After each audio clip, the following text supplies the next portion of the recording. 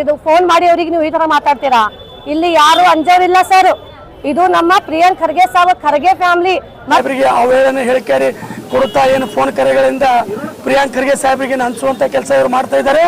ಇವತ್ತು ನಾವೆಲ್ಲ ಗುಲ್ಬರ್ಗ ಜಿಲ್ಲೆ 7 ಕೋಟಿ ಜನ ಇವತ್ತು ಕರ್ನಾಟಕ ಜನಸಂಖ್ಯೆ ಏನದು ಅದು ಪ್ರಿಯಾಂಕ್ ಸಾಹೇಬ್ರ ಜೊತೆಯಲ್ಲಿದೆ. ಯಾವುದೇ ಕಾರಣಕ್ಕೆ ಪ್ರಿಯಾಂಕ್ ಸಾಹೇಬ್ರು ಹಂಚುವಂತಾರಲ್ಲ. ಈ RSS ಬ್ಯಾನ್ ಮಾಡುವಂತ ಅವರು ಮಾತಾಡಿಲ್ಲ.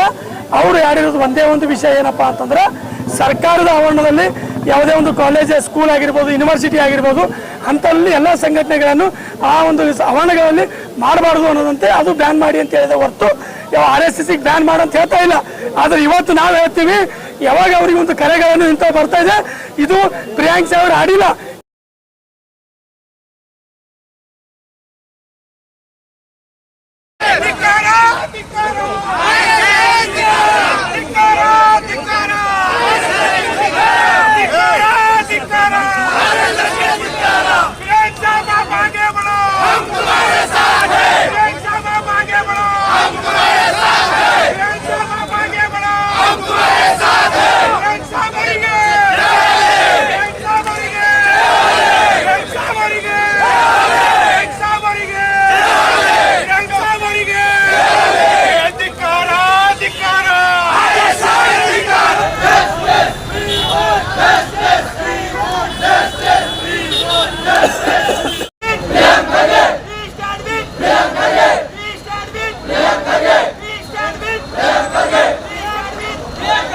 ಇವತ್ತು ನಾವು ಕಲಬುರಗಿ ಜಿಲ್ಲೆಯಲ್ಲಿ ಏನು ವಿಧಾನಸೌಧ ಮುಂದೆ ನಿಂತು ಏನು ನಾವು ಈ ಪ್ರತಿಭಟನೆಗೆ ಬಂದಿದೆ ಅಂತ ಕಾರಣ ಏನಂತಂದರೆ ನಮ್ಮ ಸಚಿವರಾದ ಪ್ರಿಯಾಂಕ್ ಖರ್ಗೆ ಸಾಹೇಬ್ ಅವರು ಒಂದು ಒಳ್ಳೆಯ ಸಮಾಜ ದೃಷ್ಟಿಯಿಂದ ಮಕ್ಕಳ ಭವಿಷ್ಯ ಸಲುವಾಗಿ ಮತ್ತು ನಮ್ಮ ದೇಶದ ಭವಿಷ್ಯ ಸಲುವಾಗಿ ಒಂದೇ ಒಂದು ಪತ್ರವನ್ನು ಬರೆದಿದ್ದಾರೆ.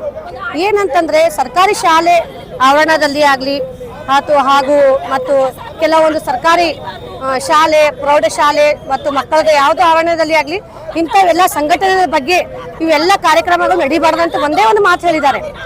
ಇದು ಫೋನ್ ಮಾಡಿ ಅವರಿಗೆ ನೀವು ಈ ತರ ಮಾತಾಡ್ತೀರಾ? ಇಲ್ಲಿ ಯಾರು ಅಂಜೋರಿಲ್ಲ ಸರ್. ಇದು ನಮ್ಮ ಪ್ರಿಯಾಂಕ್ ಖರ್ಗೆ ಸಾಹೇಬ್ ಖರ್ಗೆ ಫ್ಯಾಮಿಲಿ ಮತ್ತು ನಾವು ಇದು ಮುಂದೆ ಇದು ಸಣ್ಣವಾಗಿ ಒಂದು ಸಣ್ಣ ಪ್ರತಿಭಟನೆ ಮಾಡಿದ್ದೇವೆ. ಇದಕ್ಕೆ ಕ್ಷಮೆ ಕೇಳಿಲ್ಲ. ಇದಕ್ಕೆ ಮುಂದೆ ನಾವು ದೊಡ್ಡ ಪ್ರಮಾಣದಲ್ಲಿ ಇಡೀ ರಾಜ್ಯಾದ್ಯಂತರಲ್ಲಾಗಲಿ ಎಲ್ಲಾ ಕಡೆ ನಾವು ಒಂದು ದೊಡ್ಡ ಪ್ರತಿಭಟನೆಯನ್ನು ಮಾಡುತ್ತೇವೆ. ನಮ್ಮ ಪ್ರಿಯಾಂಕ್ ಖರ್ಗೆ ಸಾಹೇಬ್ ಒಂದು ಒಳ್ಳೆಯ ಲೀಡರು ಮತ್ತು ಅವರೆಲ್ಲ ದೇಶ ಮತ್ತು ನಮ್ಮ ರಾಜ್ಯ ನಮ್ಮ ಜಿಲ್ಲೆಯನ್ನು ಎಲ್ಲರಿಗೂ ಸರಿಸಮಾನವಾಗಿ ತಗೊಂಡು ಹೋಗ್ತಾ ಇಂತ ಒಂದು ವ್ಯಕ್ತಿಯಾಗಿದ್ದಾರೆ. ಅವ್ರ ಬಗ್ಗೆ ನಾವು ಈ ತರ ಒಂದು ಮಾತನ್ನು ಕೇಳಲ್ಲ.